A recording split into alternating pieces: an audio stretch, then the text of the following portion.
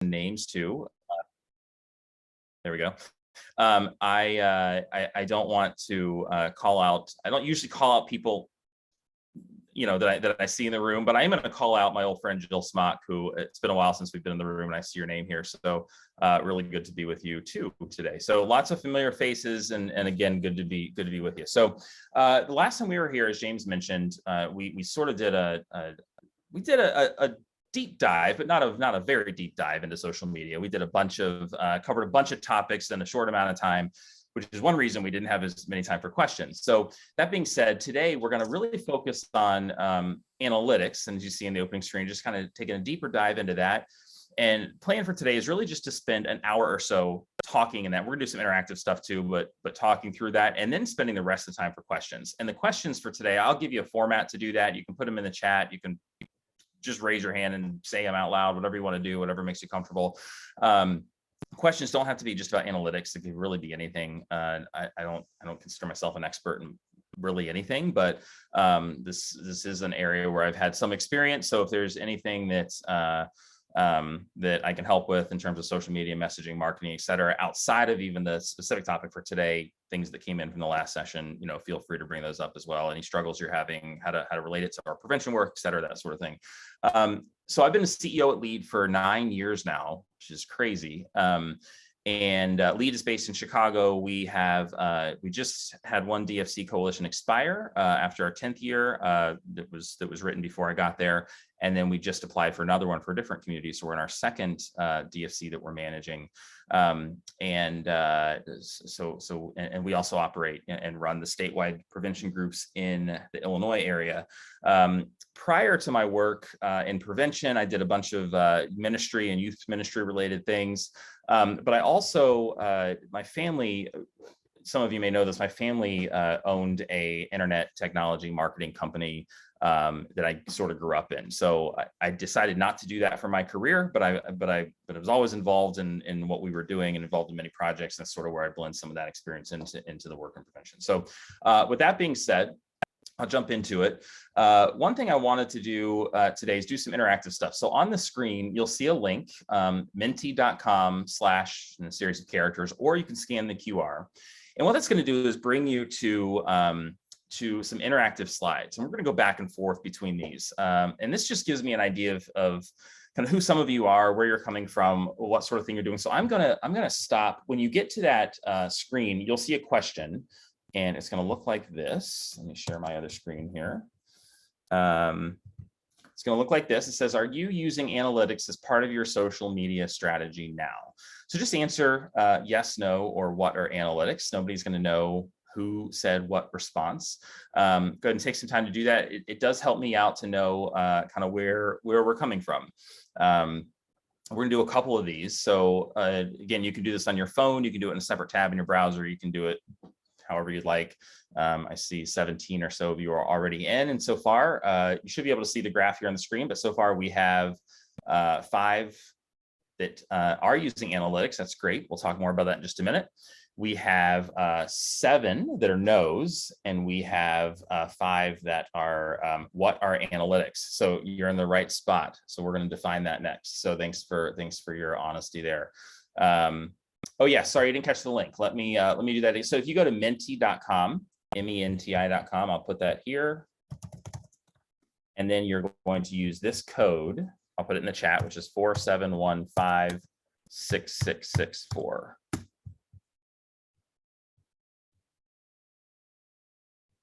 So if you're not able to get in, let me know. We're going to let things run a little bit longer here. So we are going to define analytics today.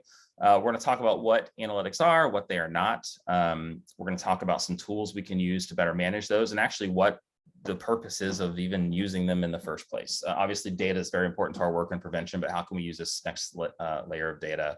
It's really important. So I'll let this continue to run. So far, we've got about half of, well, actually not half. We've got 12 yeses, 10 no's, and 9 that aren't sure what the word means. So a little under half are using analytics, and that's fine. We're going to talk about that. So I'm going to go ahead and go to the next one. You can continue filling this in. Here's the next one.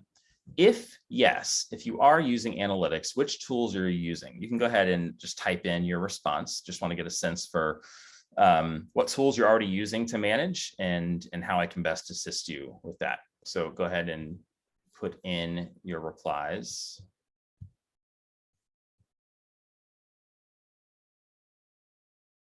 Facebook, okay. Great. We're talking about Facebook business. I was asked to focus today specifically on Facebook and Instagram, so we're gonna deep dive into that. So far we're there. All right. Ignore the NAs. That's just for people that put one thing and not three things. So mostly Facebook, just ones that Facebook and Hootsuite provide. Okay, so there's Hootsuite. We're going to talk about that in a little bit. So go ahead and keep filling this in. We will come back to it. If anybody uses something other than Facebook, you can put that in as well. Individual social media analytics, website analytics, Google Analytics, great. We'll talk about those things as well.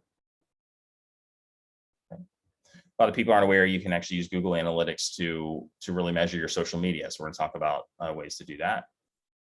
Great. Next one is a little more reflective. When you hear the phrase social media analytics, what words come to mind? Is it excitement? Are there barriers associated with that? Just any words or phrases that come to mind. Just feel free to share those. Awesome. Data. Stress, fair enough. Engagement, overwhelming. Barriers, progressive. Okay. Yeah, I mean, when you're getting into analytics, it is more progressive type of work than just posting, right? Wondering who's listening. Great response. We're going to talk about that. Some excitement, that's good. Some curiosities, intrigue. Obviously, barriers and limitations continues. Data and engagement seem to be the two most popular ones. So it's good to know where we're coming from. But yeah, a piece of understanding our analytics is trying to understand who our audience is, how we use the data effectively, how we can increase engagement, how we can better share our information, right? So I love the eek in there, fair enough. So you're hitting a lot of the key targets and keywords. So we're thinking about this the right way, which is great. We're going to come back to these in just a minute and share. I want to go to this next slide. I'm going to just pop on it for a minute because this is one way we can share questions today. So on this next slide, you can go to this slide at any time and ask questions. And as we, you can also put them in the chat. You can also during Q&A time just speak. I prefer that, but some people aren't comfortable doing that. So just a couple different ways you can send questions today, and I'll hit those from all the different sources. So feel free to share them in here. They'll be anonymous if you'd like them to be, and we will come back to those as we go along. Great. So I'm going to go back to the slide presentation. Share that again.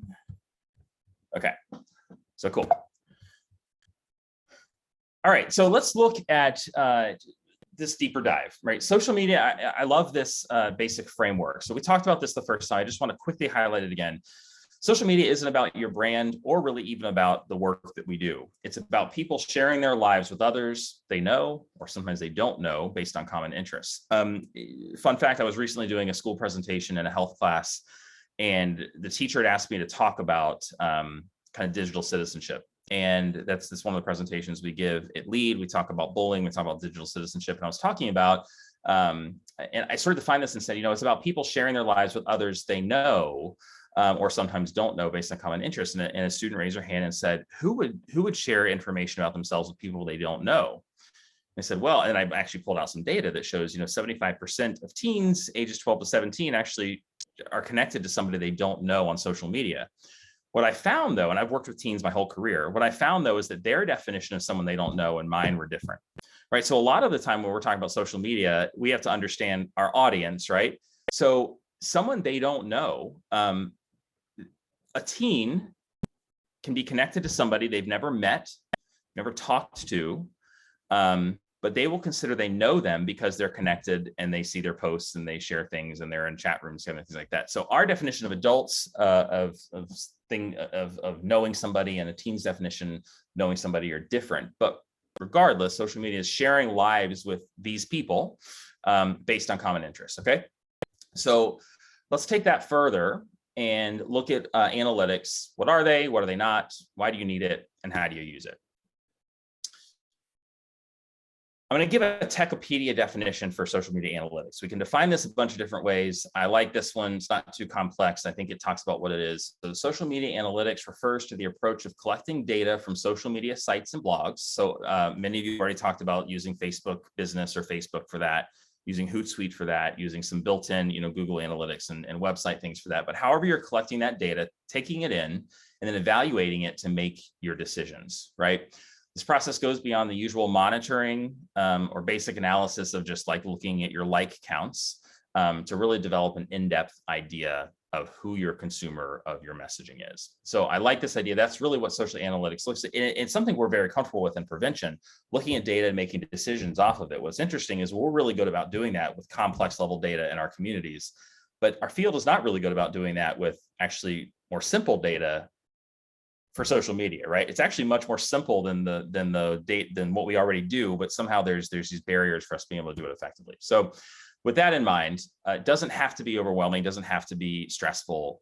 It's taking what we already know how to do and just looking at it differently. So it isn't social media intelligence.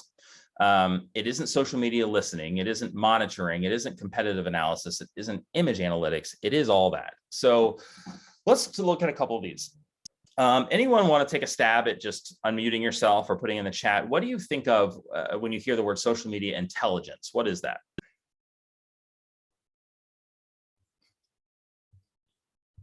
Any thoughts? Unmute yourself if you have a comment. Really no wrong answers. It's a safe space. Never heard of it. Thank you, Catherine. Fair enough. I would think it's as social media outlets can kind of start tracking your interests based on your likes and your things you follow and different things like that, they can start to target you into certain categories. That's right. Yeah, that's essentially a really good overview of it. Social media intelligence is both more than and less than just analytics in general. Intelligence is a piece of the full analytics picture that we build. And it basically means is what are we learning about our audience? How do we take what we learn and then intelligently target or retarget messaging and things that relate just to what that consumer is ready to consume, right? So great. Okay, let's look at social media listening. This is a bit easier. What is social media listening? Feel free to share.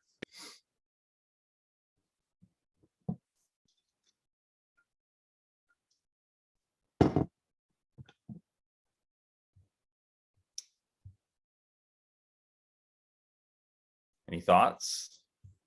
I just think of how it's making me think of just how they listen to conversations. That's just what's coming to my mind, is kind of like, listening to, whenever I'm on apps or things like that, and they're paying attention to conversations so that they can provide ads that are applicable to me. Yeah, that's it. It's basically just paying attention, right? It's understanding what's going on within your own channels that you operate, right? What conversations are happening, what are people engaging with, not engaging with. But beyond that, it's about listening to the world in general. And I think of a couple examples. I think in the first presentation, I gave an example of when I grew up in Florida, and I'm from Florida originally, and my whole family still lives there. I have a staff person that's there now full time, and it's an area that we've moved into quite a bit. And we were asked to help the state of Florida with some messaging around combating the legalization of marijuana, right? This is something that we've all been involved with to some degree. And a big piece of that was listening. What are people saying? What are the common myths that are out there so that we can share and share counter arguments, and that we can develop things that people want to hear about, right? So listening, paying attention, and it goes a little bit to the competitive analysis piece too, we'll talk about in just a minute, but really listening and paying attention to what's out there in our field, on social channels, from every spectrum of the work that we do, right? We've got to be able to do that so we can build the intelligence and use our analytics to then have the best return that we can have through our work, right? Okay, so let's look at monitoring. How's monitoring different?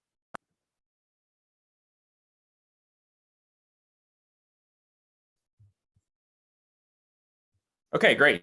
Sunessa, thank you. Yeah, monitoring, what people are saying about you. Yeah, basically, monitoring takes it kind of a step more targeted than just listening. Listening is more global. Monitoring is more local, right? So monitoring is what are people saying about you, specifically the work that you're doing, and how do you monitor the conversation that's going on on your own channels. And I think the mistake some people make is that whenever there's anything negative, they wipe it away right away, right? We don't do that at Lead anymore. We used to do that. We used to, as soon as anybody would say anything negative or complain about a program or complain about a speaker that we had or something like that, I think that it's important that we leave those conversations there and we engage with people that were engaging with us, right? It doesn't mean we have to get into a fight. Doesn't mean we have to get into any sort of, emotional argument about it, but they have a problem and maybe we can come to their side a little bit and use this as an opportunity, right? So it's monitoring and figuring out how to best use what's come across that way. Okay, competitive analysis. I'm going to hold off on this one because I'm going to talk about it in just a minute, but hang on to that because competitive analysis is something that we need to be aware of and define actually what it means. And image analytics. This is a new one and it's really fun. Has anybody ever heard of image analytics? No. I have not figured out exactly how this would benefit our work in prevention yet, but I think it's interesting, so I want to share it. There's new technology that allows images that are shared on social media on personal and business platforms to be captured if it captures your brand image and likeness. So let me give you an example. Any brand that you see, and this is an Instagram post shared by a young woman who was sharing some of her creations and her jewelry, takes a picture in her car. Anybody see a brand anywhere kind of hidden in this image? If you see it, point it out. PetSmart, yes, excellent.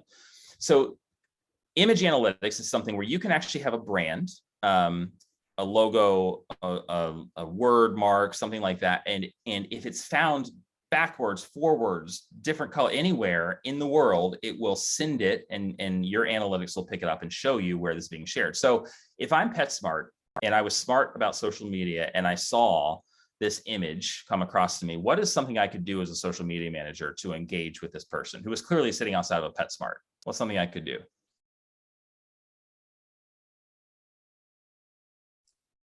You could send her some offers, some different ads and things like that. Sure. Yeah. You can comment on their post. You can send some offers or some ads. Or if we think about what people like, what do people like to share about themselves on social media?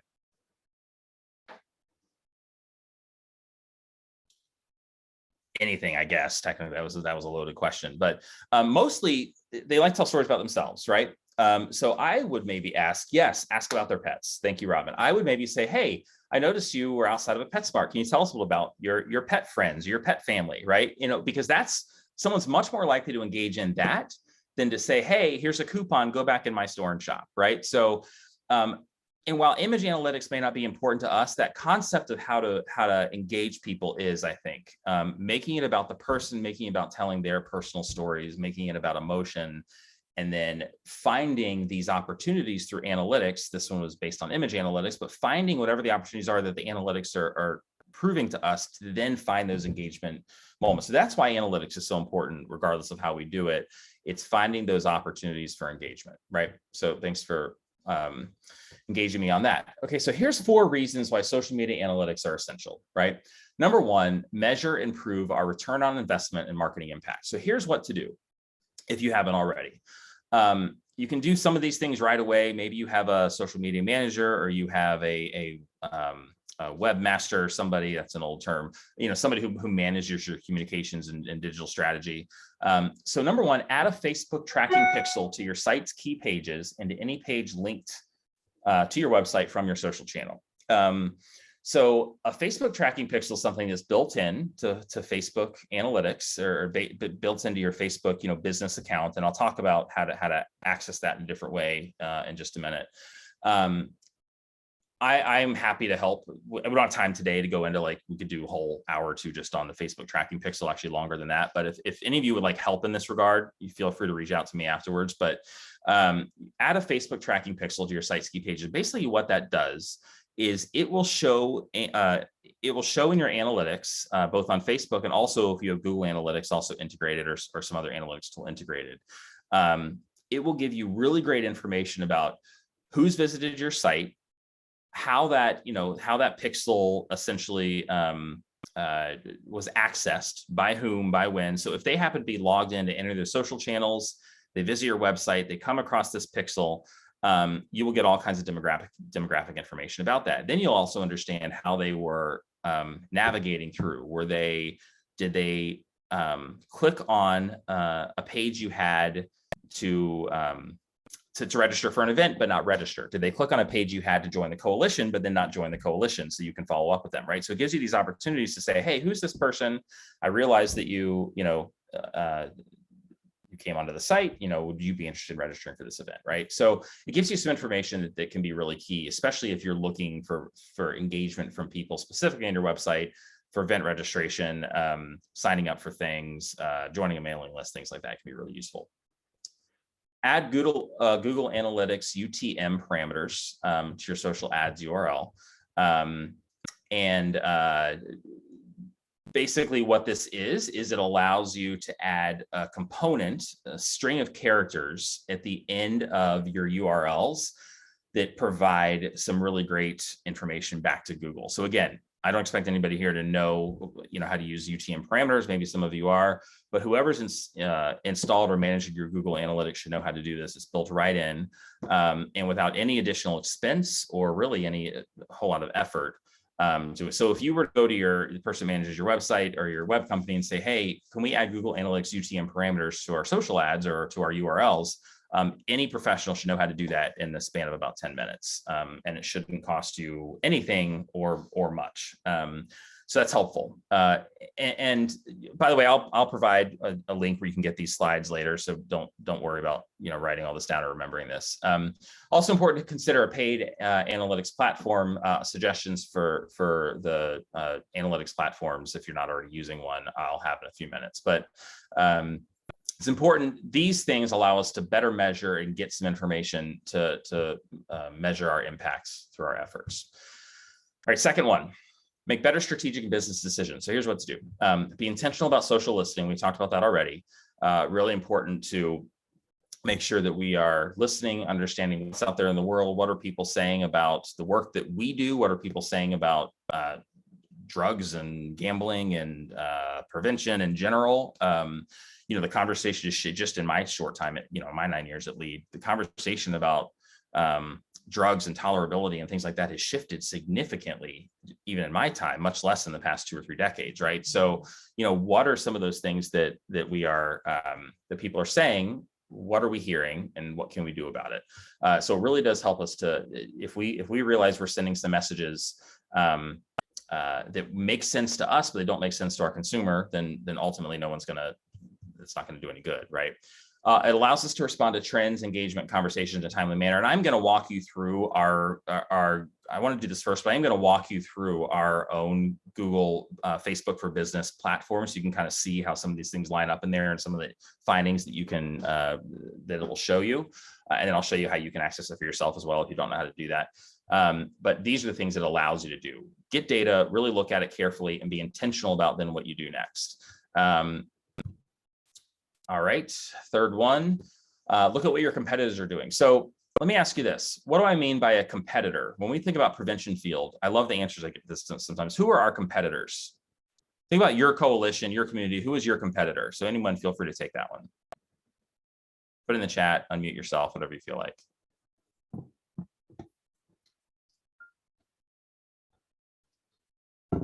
No thoughts? Yeah, tobacco companies, good example. I love sometimes when I get these and it's full of coalition leaders and I'll say their competitors, the coalition and the neighboring community, right? No, not in prevention. Those are our friends, not our competitors. We sometimes go after the same funding. Doesn't really work that way, right? But yes, gambling establishments, those who are trying to legalize marijuana, alcohol advertising companies, tobacco companies, places of gambling, right? All the companies that represent what we try to prevent. All those are great answers.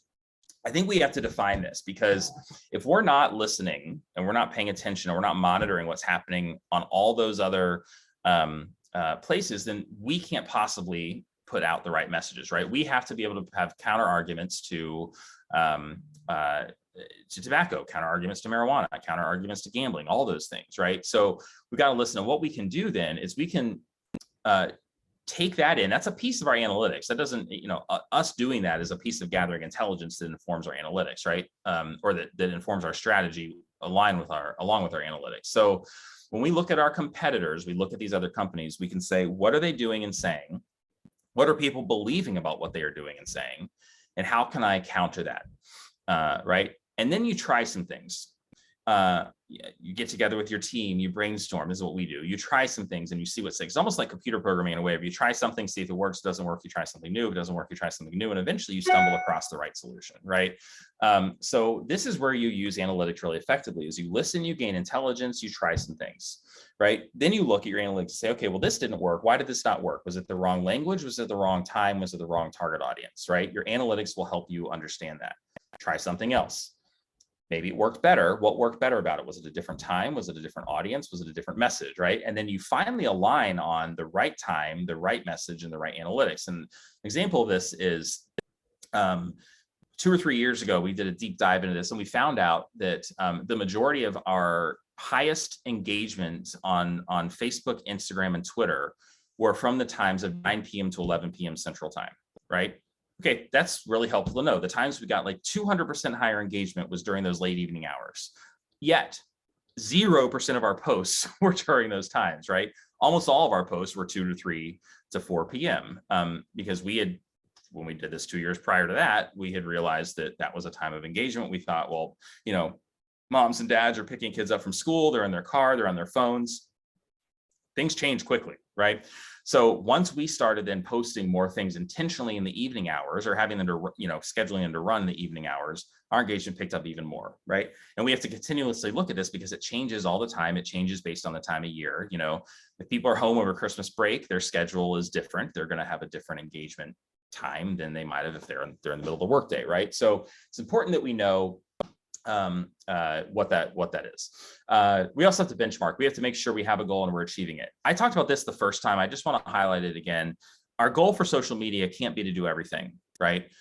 So we have to use our analytics accordingly. So maybe our goal, and we can have various goals as the year goes on, but maybe our goal right now is to, just because I'm looking at the phrase marijuana legalization, maybe our goal right now is to, depending on where you are in your state, to encourage communities to opt out of legal and recreational marijuana sales, okay? If that's the goal, that completely changes your social media strategy, right? Doesn't mean you can't also highlight your things you have coming up. Doesn't mean you can't also, share great articles on prevention research. Doesn't mean you can't talk about, youth-friendly type concepts, but it does mean you have a goal and you're trying to hit it.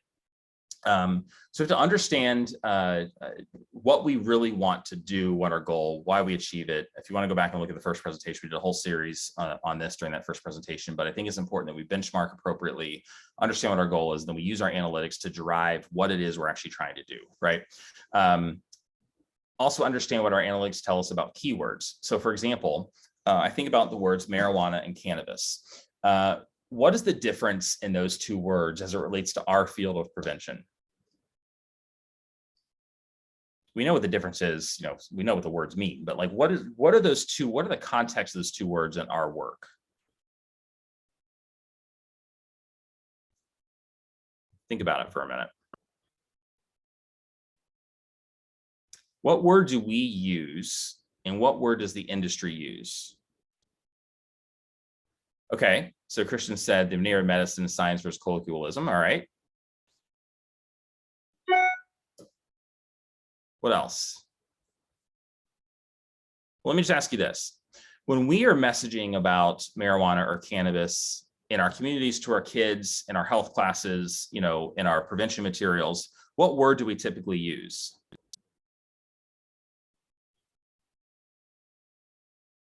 Which of those two words? Yeah, we typically use marijuana. Typically, no, not everybody, but typically. Why is that? Actually, we have a comment here. Perception is marijuana is illegal and cannabis is medicine. That's definitely a part of it. This is important to our analytics because when we're talking about analytics, we're talking about the keywords that are effective versus those that aren't. This delineation is important. The cannabis industry, and I use that on purpose, does not want us does not want to use the word marijuana, right? At least this is the way it is in Illinois, New York, and Florida, and some of the places we do work. They're trying to strike that word from the vernacular because it has a negative connotation, right? They want to use the word cannabis because cannabis seems like it is the, cannabis is the medicine, cannabis is the natural, occurring substance. So if you look at the way the legislations are written, very rarely to say marijuana, it's almost always cannabis, right? Cannabis Taxation Act, the Medical Cannabis, Accessibility Act, the different phrases it takes in time. So our competitors are using that word cannabis. They want to for a reason. So knowing that, then we want to do some posts around cannabis, right? But we also want to make sure we're doing some posts around marijuana and talking about the difference between the two. So kids know the term marijuana. Even kids, when you go into kids and teens, when you go into schools, they know that difference. Like if I've found them catching me, when I use the word marijuana, you say, don't you mean cannabis? Like they've been conditioned to change the word because they've been told marijuana has negative connotations, right? So I don't know if you're seeing this in Ohio. This is a big thing we're seeing in some other states, though. We're trying to move away from the word marijuana to cannabis because the impression that the industry wants us to think it's safer, it's healthier, it's natural, et cetera, right? So knowing that, we have to understand what our analytics tell us about these words that we're using. What is it that will drive emotion? If people are more willing to engage with the word about cannabis, we can do that. We can use that word to engage, as long as we're talking about why we're using it and we're throwing out the other words, or as long as we get our message out there, whatever it is, it's important. So the other thing to look at that our analysts can help look at, and I have not found a good prevention organization that has really good influencers positively yet. If you find one, let me know. But if there's influencers who are helping or hurting our cause, there are many influencers who hurt our cause. There are YouTube, social media, Instagram, Snapchat influencers who, don't even seem like they're of age that are promoting vaping and things like that, right? We need some additional influencers who can help our cause. I know there are some out there, but analytics can help us with that as well. We can, if we're doing our listening appropriately and we're analyzing some of the other things that are out there, we can see where influencers are helping or hurting, right? Fourth one, and then we're going to get into some nitty gritty stuff. It really does, analytics allow you to track your team's effort and better distribute resources. So here's what to do about that. If you are somebody who's running an organization or running a coalition, it's important to dedicate staff time, resource, and a budget to the effort. And part of what any good social media manager or strategist will do is use analytics as the top decision point. Right? We have someone on our staff now that does that almost full time, and analytics is a big piece of her job. And so making sure we're dedicating staff time appropriately so that we can better track our team. Because if we don't have somebody, if we're just randomly going in and pulling, reports once in a while, every month or every quarter, just to say that we're doing it, it isn't going to be really helpful to us, right? We need to do this on a routine basis. We can catch trends, positive or negative, before the trend dies. I mean, what happens is these trends are so quick that sometimes if you wait, you would have had this trend that you didn't capitalize on, or a negative trend that you should have stopped doing. And then all of a sudden that trend is over by the time you saw the report, right? So it's important that you have somebody that's looking at this on a regular routine basis. And then if you're a manager, that you're asking questions, say, okay, I noticed we had a spike here. What caused that? I noticed we had a significant decline in engagement this week. What is it we did differently? Those are the questions I would ask as the CEO of our marketing team is, in fact, you're going to see it in a slide here. We had a 300% decrease in engagements from 2 weeks ago. So my first question when they pulled a report for me this morning was, what did we do these 2 weeks that led to that happening? Yeah, we had the holidays and things like that, but what was it? Was it a word we used? Was it messaging? Was it time of day? Like look at all those things and what has changed, right? Because we shouldn't see, constant ebb and flow. We should see some trends and then respond to those and then have the trend continue in the direction that we want it to go in, right? So let's take a look at what this actually looks like. So I want to talk about Facebook Business Manager. So give me a thumbs up or a thumbs down if you can. How many of you if you're using Facebook, how many of you actually use the business.facebook.com platform to manage your organization's business? So I see some thumbs down. I see a couple thumbs up. Okay, if you're using it, great.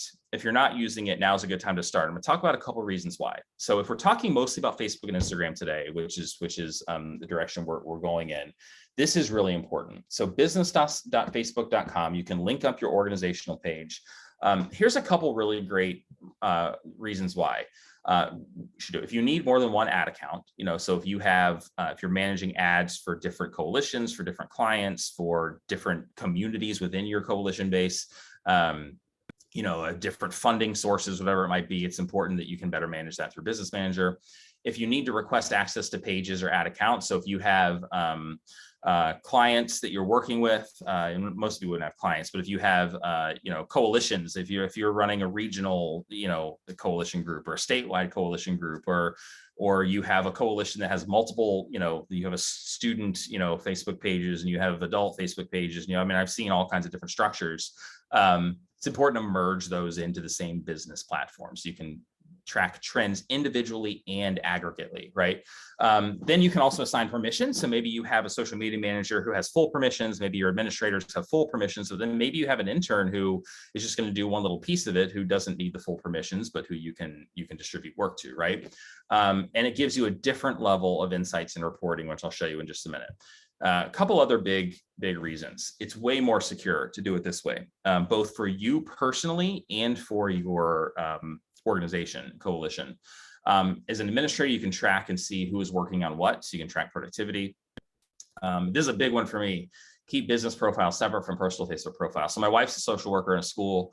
I am a school board member. My first term, I actually became an elected school board member here in the Chicago area just a few months prior to the pandemic. It is the worst time in history to be a school board member. I don't wish it upon anybody, and I will probably be a one-termer. What I'll say about that, though, is it was the catalyst for me cutting all my social media personally.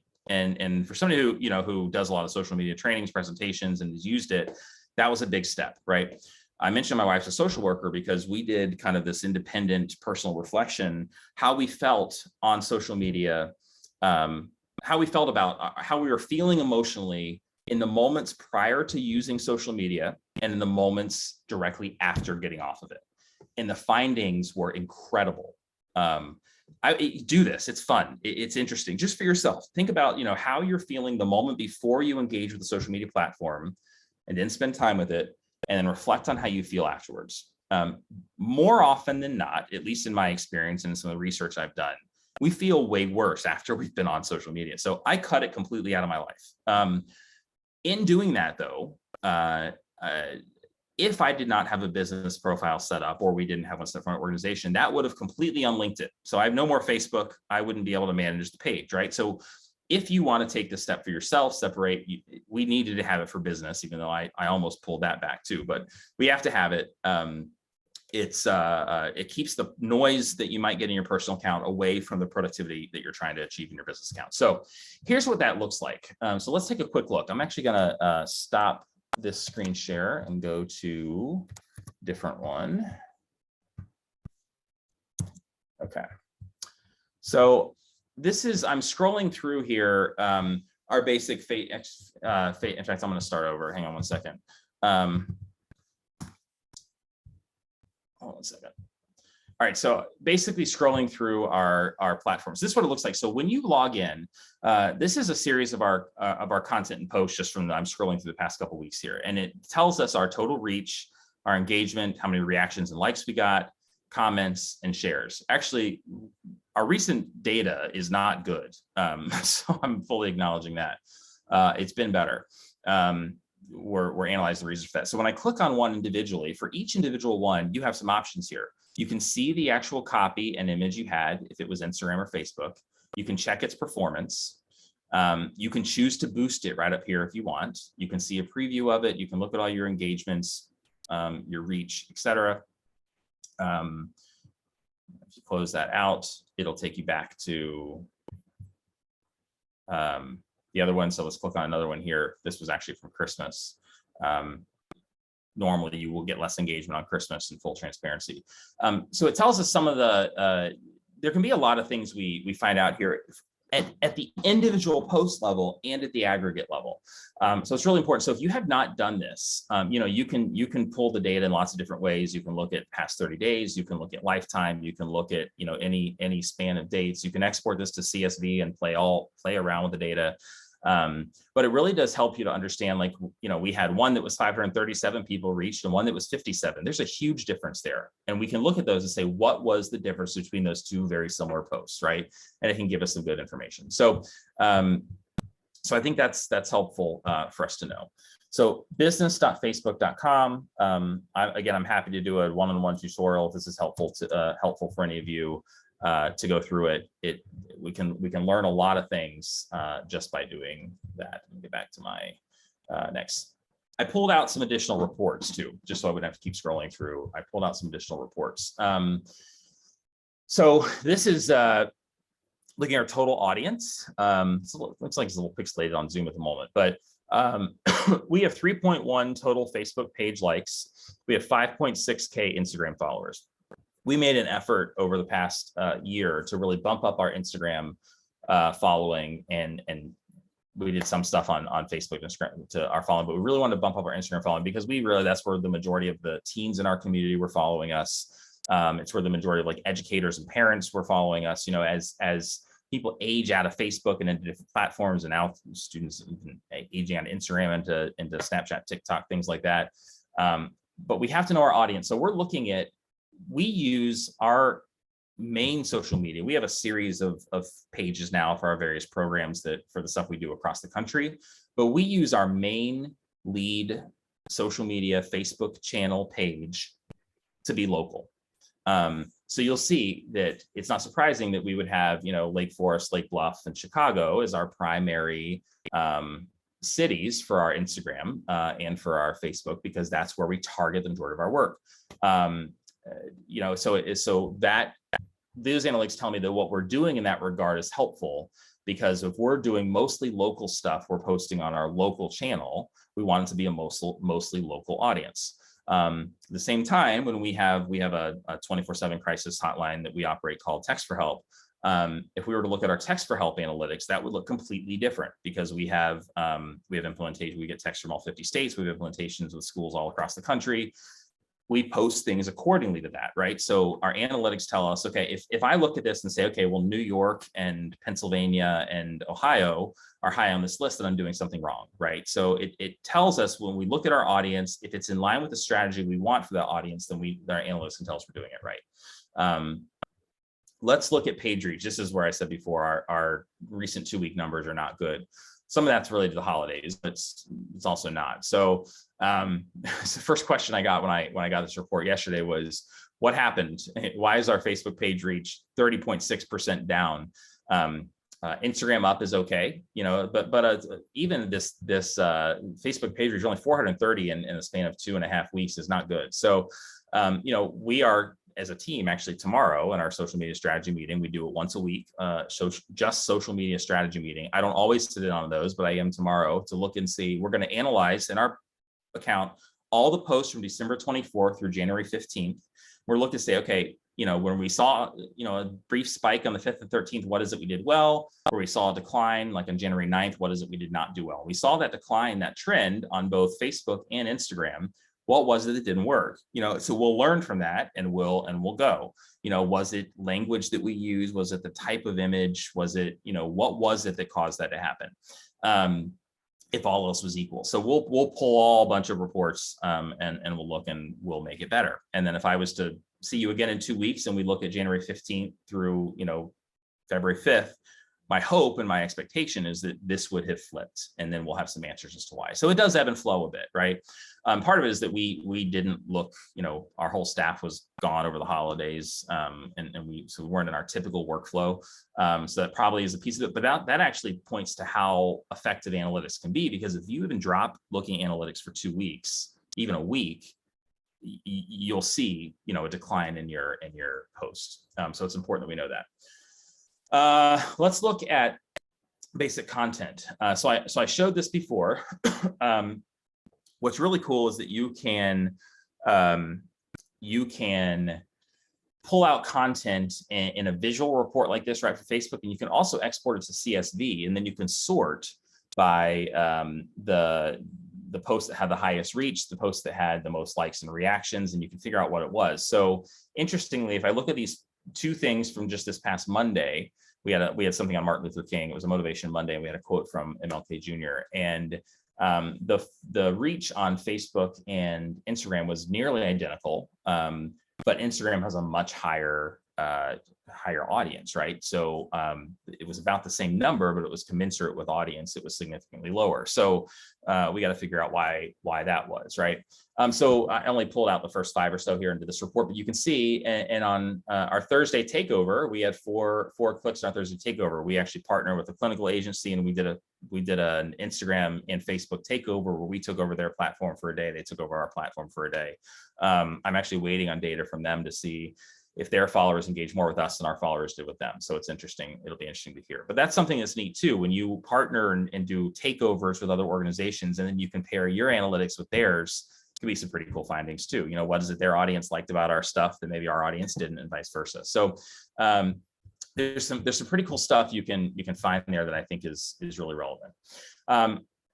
So I'm going to pause for a minute. Any specific questions about this that we haven't already covered? Any clarity you want? Because I'm going to go into kind of the how, some platforms to look at next, but anything that's surprising, that's new, that you have questions about, that we can stop here and ask.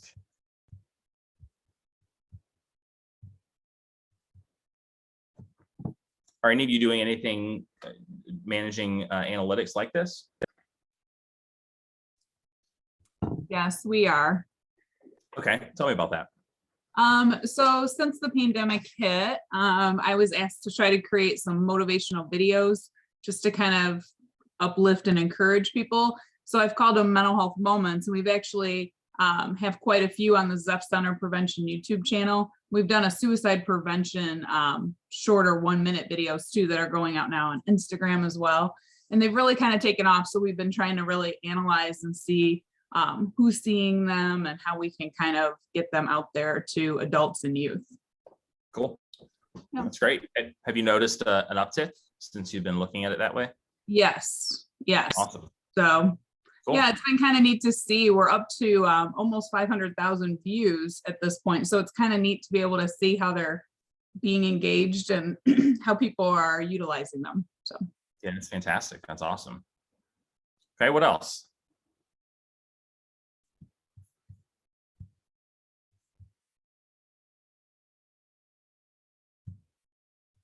I saw some of you earlier were using, if I go back to the slide we were on, some of you were using Hootsuite, some of you are using Facebook, some of you are using Google Analytics. So tell me about your experience with using those. Has it been helpful, or any of you having different experiences where the analytics have not been helpful to you?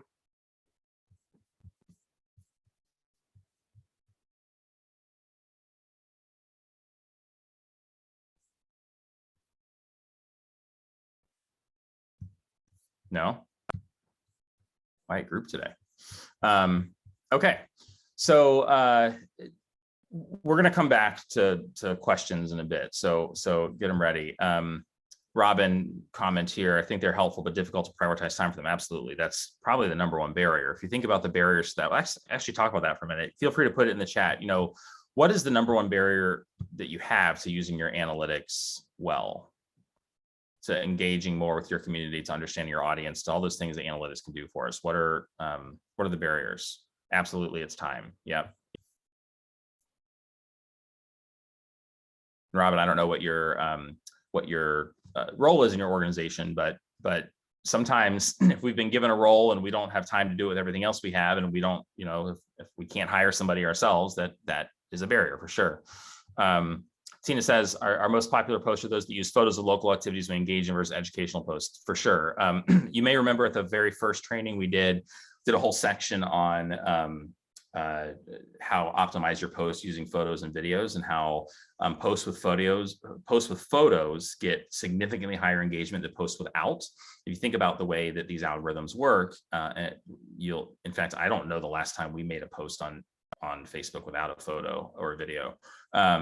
But if you look at how the algorithms work, Facebook wants people seeing images and not reading copy, right? So they're going to naturally organically prioritize ones that have more visuals so that you actually have this visual focused wall for sure, rather than just a bunch of text, right? Not really knowing what to do with it, Catherine. Yep, understand that. Not even sure how to access it, Sarah. Okay, well, that's something I can help with, and something, at least to start, if you have Facebook, go to business.facebook.com, whoever the admin is for your Facebook business account, integrate it into your business, move it to your business platform, and go crazy. That's the best way to access it, and you'll be able to find. If any of you, by the way, are still using, I know there's some personal Facebook pages for your coalition or company, you'll want to convert that to a business page right away. Facebook is starting to crack down and getting rid of those, and plus you're not optimizing your capability with that if you just have a personal Facebook page, where you have to have friends to it. You definitely want to make sure all your pages are personal pages. So justification for staff time for this purpose also, yeah. And that's one argument that's hard to make initially when you don't have the data to back it up initially, right? So I know that going to your executive director, CEO, or whomever that makes these decisions and saying, we want to hire a social media manager and here's why, but without having the data to do that, that makes that argument harder, right? What's interesting though, is that if you use analytics well and you start, dedicating time to do it, you'll see, and you actually do what the analytics tell you to do, you will actually see results very, very quickly. So if you have somebody that says, okay, let's try it, we'll move this person to 10 hours a week doing this, or we'll hire this person at 15 hours a week, or whatever it might be, a professional person, you'll be able to pretty soon after that see some pretty effective results, I think. Kelly mentioned here, process of getting social media post content approvals increases delays. Yes.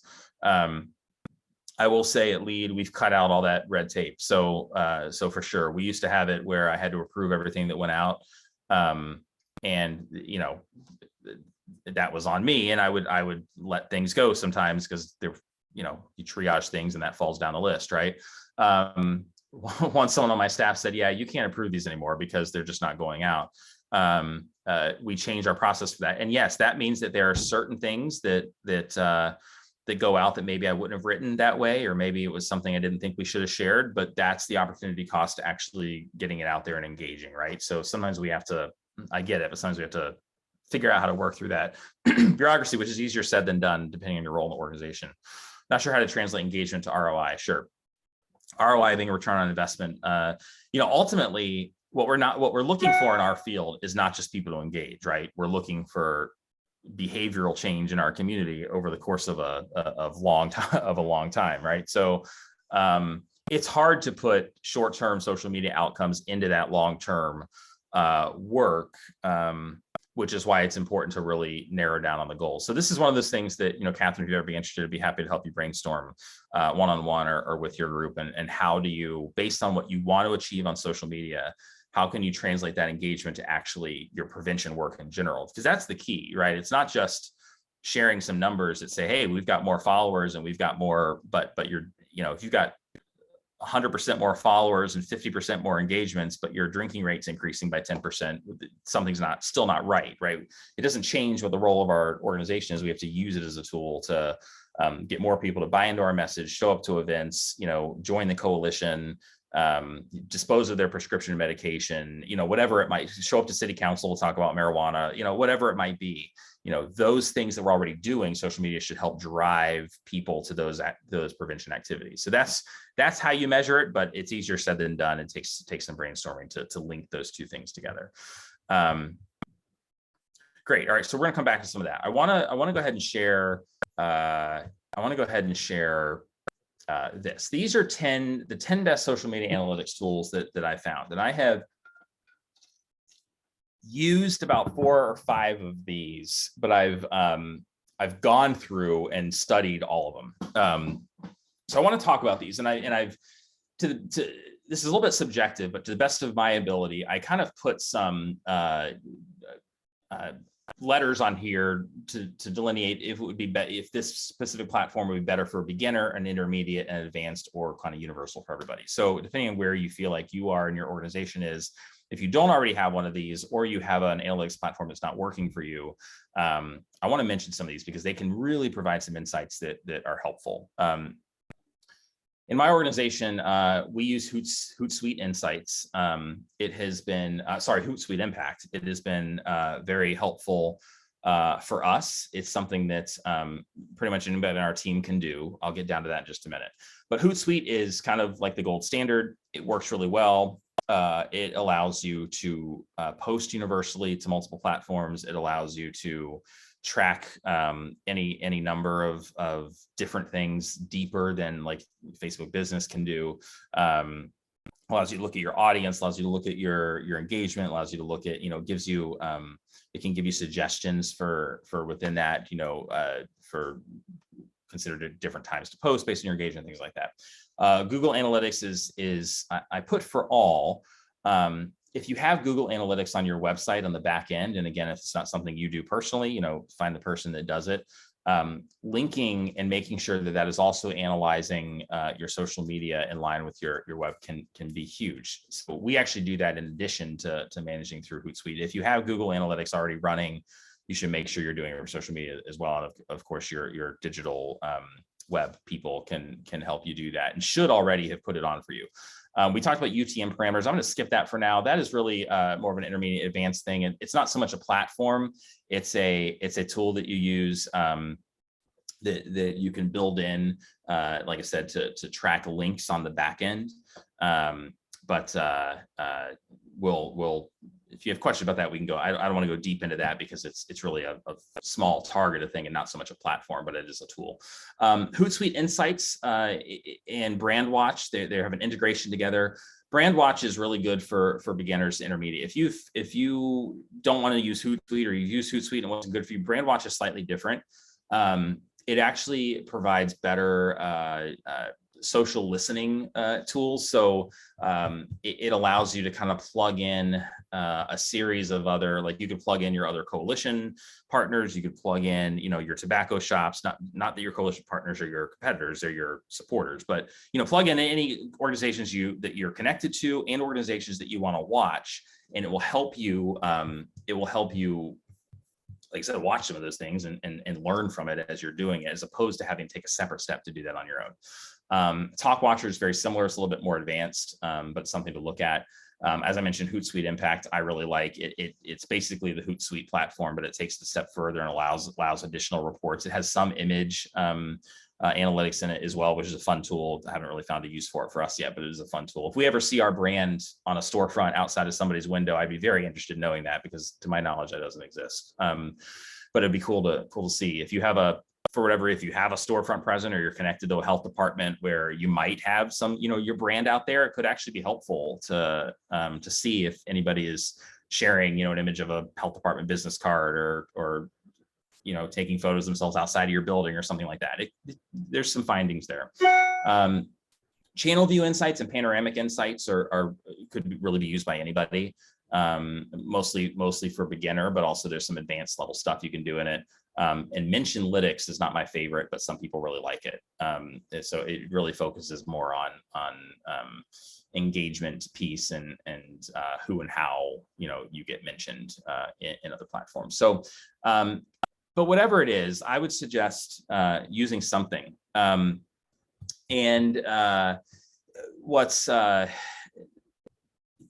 Doing something is better than doing nothing, right? So starting to use Facebook Business is great. Then advancing from beyond that to maybe going to Hootsuite or something like that.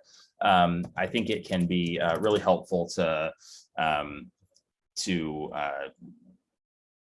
have a tool in place that's relatively inexpensive and cheap, that can give you some good insights, even without having to hire another person. That can just give you some data. We're all good with data. They can give you some data that they can tell you what to do. So, I have a question here. UTM. So UTM it's actually a funny name.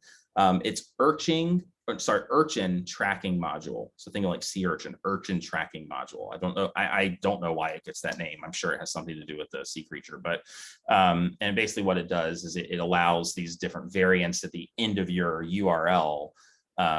So like if you were to have a website, give you an example. If you were to have a website that had a registration page for your fundraising event, not the primary reason we use social media, but it's important to our work.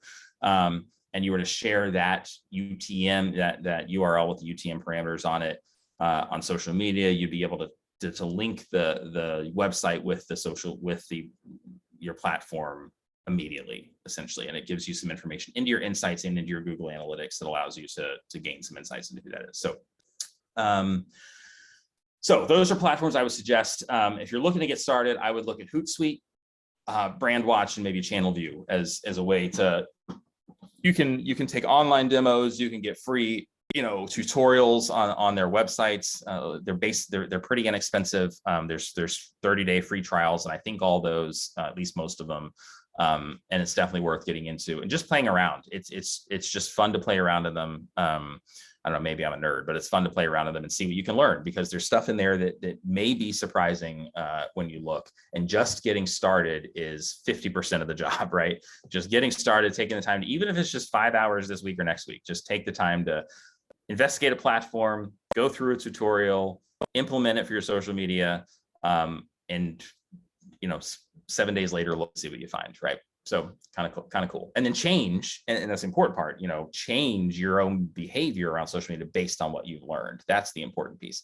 Not unlike what we ask for our students to do, right? We want our students to change their behavior as it relates, or keep their good behavior as it relates to substance use, based on data they're given, based on information we're giving them, right? So this is information that we're taking in, we change our behavior around it, and then we see better results. That's ultimately what we all know, that concept.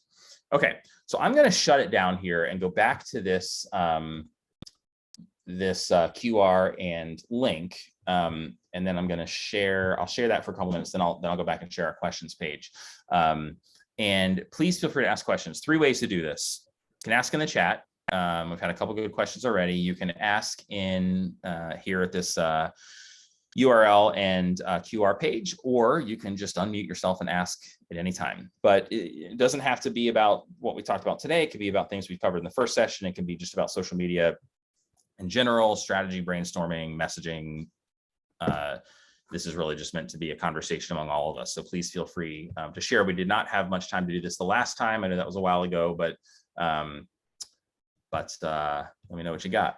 Let's see, let me go back to.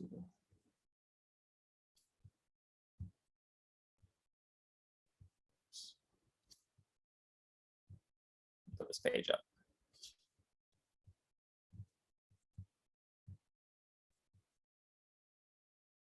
That's not what I want. Sorry. This is what I want. Okay. Thumbs up if you can see that. You should be able to see that now. Thumbs down. Okay. All right. How about now? All right, good. Excellent. Great. I got 3 monitors and about 12 open windows going back and forth, so I want to make sure I share the right one. Okay. Great. So I answered the first question, UTM. Great. So what questions can I answer in terms of getting started, in terms of oh, somebody asked another question. What about Sprout Social? Yeah, actually, that's one I didn't put on there. I like Sprout Social. Sprout is good. Sprout also has some really good guides on their website. I've never seen that. I don't know if they have an analytics one, but just in social media in general and messaging and some things to watch for. So Sprout Social, if you're not signed up on their mail list, you can sign your email address and get a bunch of free kind of toolkits to use, which I found to be very helpful. Oh, thank you. I'm not sharing the Q&A slide. Thank you for letting me know that. Okay. Actually, let's just, we'll quickly go back and see if anybody added anything. So again, yeah, same numbers there. So let's go to the question slide. Okay. So yeah, no questions from the audience. So this is your time. Feel free to ask. Happy to answer anything that you have. Let me ask this. How many of you are, maybe just a thumbs up if you are kind of the lead executive in your organization, somebody who can make decisions around this kind of work?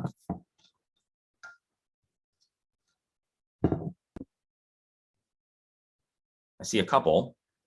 Great. So Robin and Lori, just because you're the two I'm looking at right now on the screen, can you say a little bit about, not to put you on the spot, but would one of you say a little bit about what barriers you might find as kind of the top level executives in your organization? You know, what barriers are there to using analytics, and how could you help someone who maybe is not in that same role approach their boss about it? This is Lori. I'll just jump in. So like, we don't have anyone right now currently doing any of our social media. So it's just, we're all volunteers. We have one person designated to it, and he tries his best to check out the analytics and use those. But this is something that we want to hire somebody for that position. So right now, this is like, I'm just writing down as much as I can because it's all news.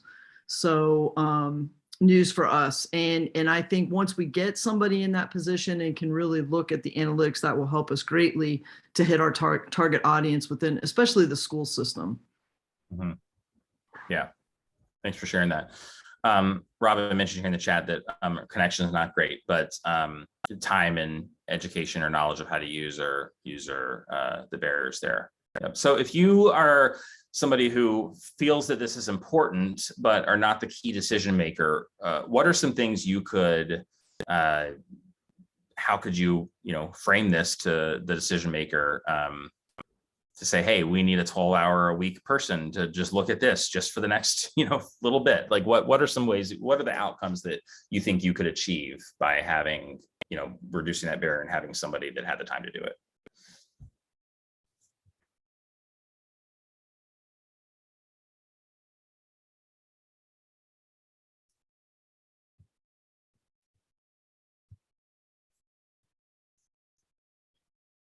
Nobody?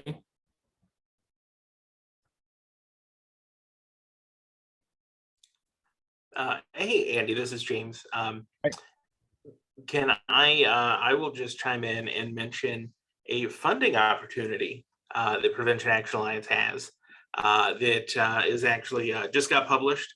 And I think the website update will be up today with the RFP.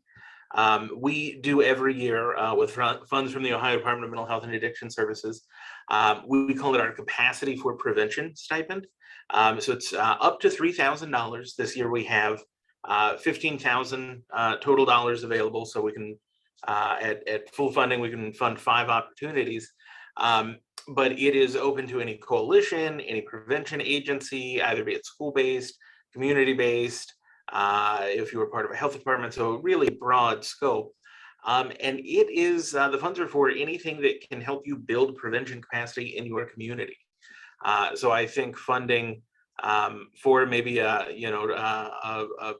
fractional FTE, for the next 6 months or so, someone to, maybe if you have a supervisor who doesn't, can't justify the cost of having somebody do this for you, maybe you can do some funds. Maybe you can use some of the funds to do paid or boosted posts along with that to promote your work. So just throwing that out there, we do have a funding opportunity, and I think this would be a great check out. By the end of the day, check out preventionactionalliance.org.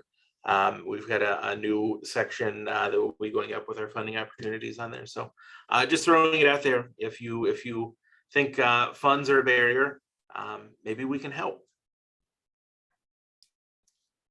Well, that's really good news for some of you. So that would be great. Thank you, James. Especially considering it sounds like you could use it to have somebody do this kind of work. So that might reduce the barrier of budget and time all in one. So that's great.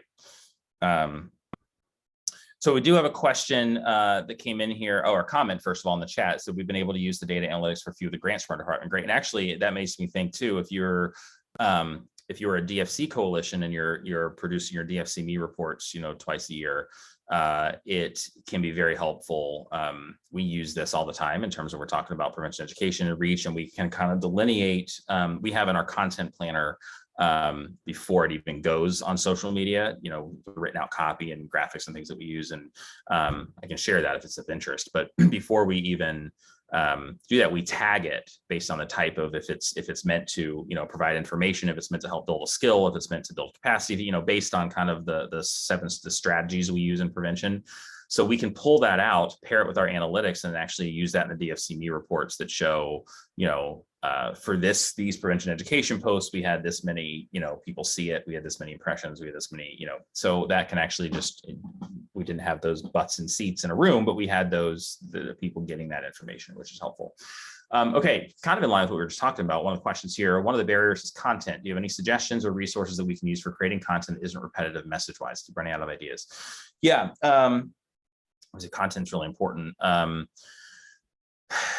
I don't have any suggestions for resources other than I'm happy to share with any of you some of the stuff that we do. Like I said, let's see if it's deep into our project management systems. Let me see if I can quickly pull it up.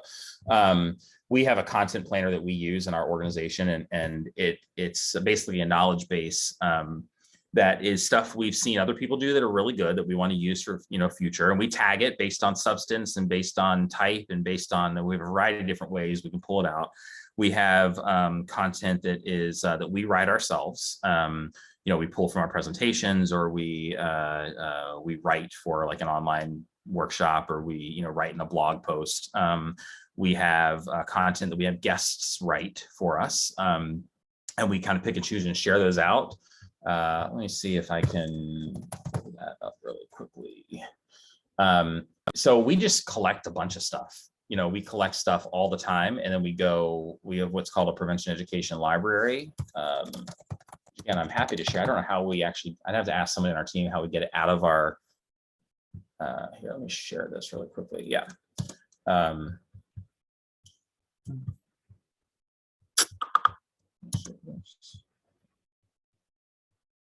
Okay, so this is our project planner you should be able to see, and we have a prevention education library that, can you see that still? I went full screen. Thumbs up, thumbs down. Okay, great. So, and then this is not actually our posting calendar. So what happened, we get things into our prevention education library, we tag it with a variety of things, starting with social media, mental health, et cetera, et cetera. No, this is something we created. So we use a project planner called Notion, which is a platform that basically gives you a blank slate for creating little wikis for ourselves. So this is a platform we use to manage everything we do, and this is a piece of it. So we built the database for this, and as we have a web clipper, and as we go through it, we have hundreds and hundreds of things that we can sort and tag in a variety of ways. So when we're looking for a post on,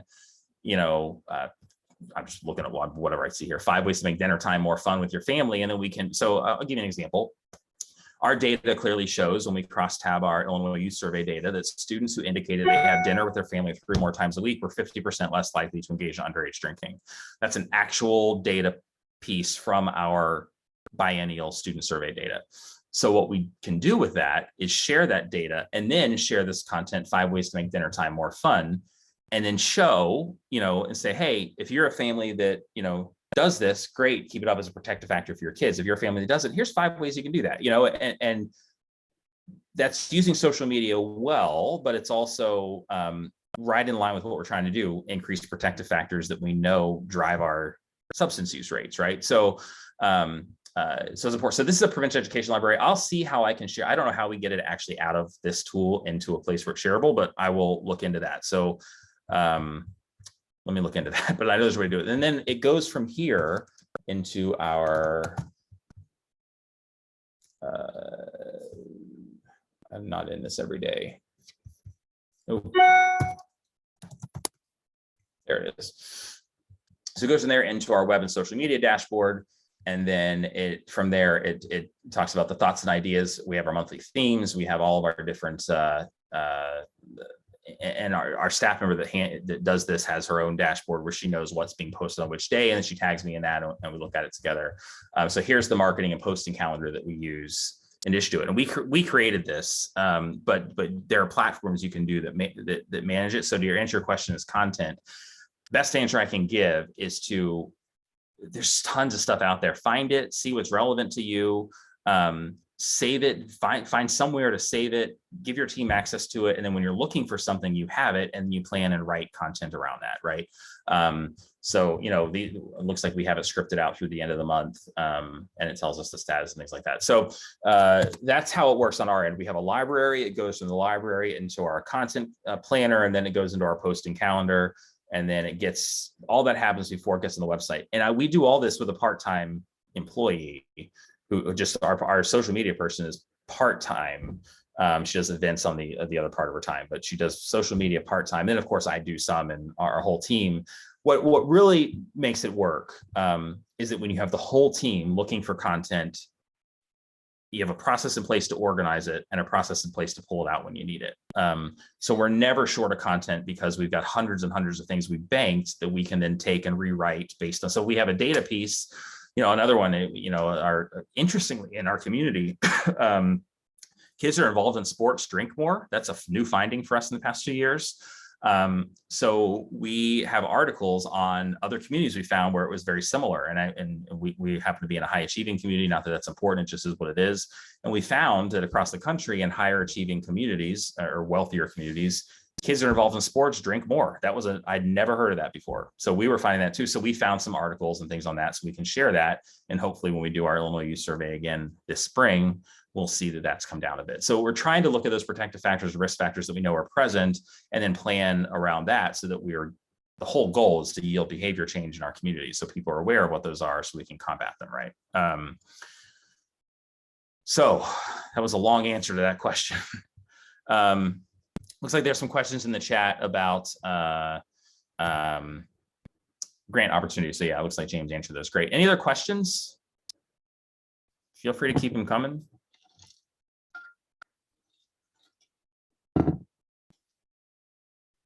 If I can be of any help to help organize things or whatever, I'd be happy to do that. Janine has a question. Do you ever collect survey data online? And if so, any tips on how to gather more survey data from your viewers? We do.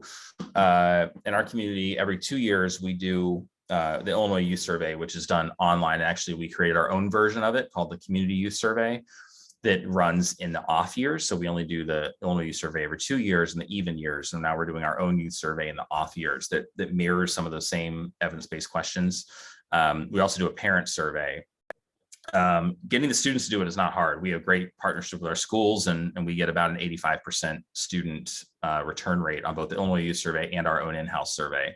Parent survey is a bit of a different story. We don't get the even we've tried, Starbucks incentives and, raffles and a variety of things. We get more and more participants each time, but still not quite where we want it to be. So because of that, we also do targeted listening sessions, one-on-one, and which we've had, a little more success with. But how to gather more survey data from your viewers. If anybody has questions, if anybody has good tips and strategies on that, we've tried everything in that regard as it relates to parents. So important thing is to try, though.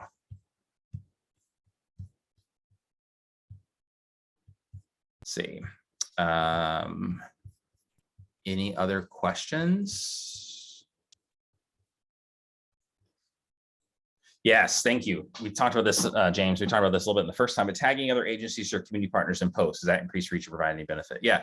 So as I mentioned before, I think one really good strategy is to keep a watch list. If you do it through a platform, you just do it independently. Keep a watch list of your partnering organizations, other coalitions, Prevention Action Alliance, health departments, any sort of partnering school districts, any sort of partnering organizations you have. And then also a list of your competitors, or what we would call our competitors. And to cross post certainly helps. I talked a little bit ago about the social media takeover we did with a partnering clinical agency. That can be a really, really good thing. You get access to a different audience. We always end up with more followers after we finish one of those takeovers. We try to do one a month. Cross-posting things for sure. So if we see one of our key partners posting an event they're having, a finding they have from their community, a good news story about, a positive community change or outcome, we'll share that and congratulate them, and almost definitely we'll get an engagement back at some point. So yeah, it's really important that we're all doing it together. In fact, at our quarterly statewide prevention meetings, which include both DFCs and non-DFCs, we always have one section of the agenda every time that is social media strategy session. So we do it as a team, but we also do it regionally or statewide in our state, where we make sure everybody's social media platforms are up to date in our statewide database, that we are all following each other. We actually intentionally at those meetings take time to, like, I'll go on ours and find, okay, we're not following Stand Strong Coalition. Let's get them on, so we'll make sure if there's new coalitions that they get added to the list. So we're all following each other. So that's a really great strategy as well. So yeah, following other people, finding content they're sharing, you like when people share your stuff or engage with your stuff. So naturally others are going to like that as well. And the favor will oftentimes be returned. Comment here from Leslie. We did a parent caregiver survey at our county fair this past summer and entered those who completed into an Amazon gift card drawing. Cool. We had a survey online that had a QR code at the table. They scanned and completed at the table, enter the name of the drawing. That's great. That's awesome. Yeah. If you have a big event like that and you're able to get the event organizers to have your survey right there, you have a huge audience. That's cool. Thanks for sharing that idea, Leslie, Janine. I hope that was helpful. Great. And it's okay if we end a little bit early. So if you any other questions, feel free to ask away. We'll take a couple more. Oh, and Brenda said, remember to include your county Adam H board as a community partner. Maybe ways they can support your social media work. Cool. Content, financial, collaboration, or have a larger reach. Awesome.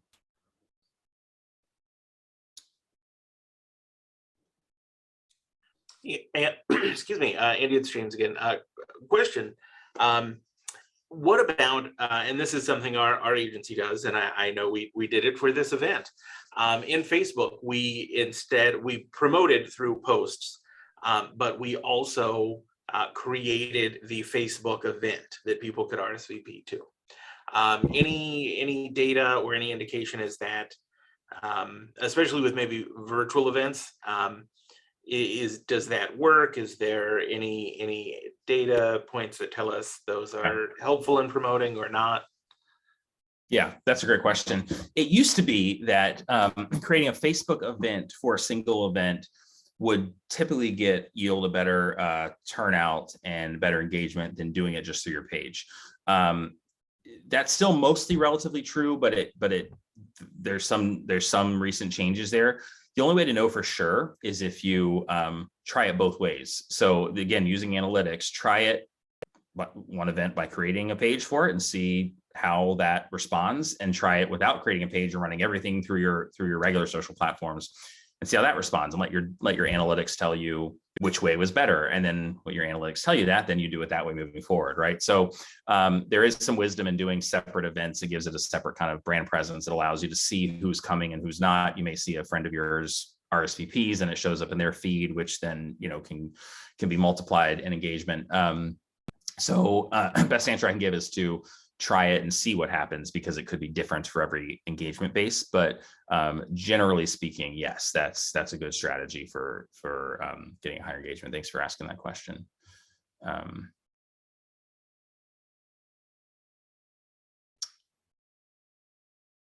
And it looks like Janine shared her YouTube channel. So if you're looking for content, looks like there's some free content there to share out too. It's really cool. Yeah, great to share content from our partners. I mean, when we have partners that can do some of the content for us and we can customize that for, how that makes sense for our community, then even better. Sure. Any others? I know it's been a long session. I know it's January's tough. January's a tough month to get back into things. But again, I will put up my, I'll just put it in the chat. I'll put my email in the chat if there's ever any way I can be, or my team can assist you. We know Ohio pretty well. We've done a lot of work in Ohio in the past. So there's everything we can do to support you and your communities. Happy to do so. Feel free to get in touch. Well, thank you so much, Andy. Always a pleasure. And I'm sure this won't be the last that PAA has an ask to hopefully maybe one day you can actually come to Ohio again, which is how I saw Andy quite a few years ago, and thought it would be great to bring him out again. So I will share just one last resource. As you know, this Andy originally presented for us last March during Problem Gambling Awareness Month, and the kind of the reasoning behind that is that at the time we had a brand new social media toolkit through the state problem gambling campaigns, which I'm sure you all know. Change the Game Ohio, which is our youth, what we call our youth influencer campaign.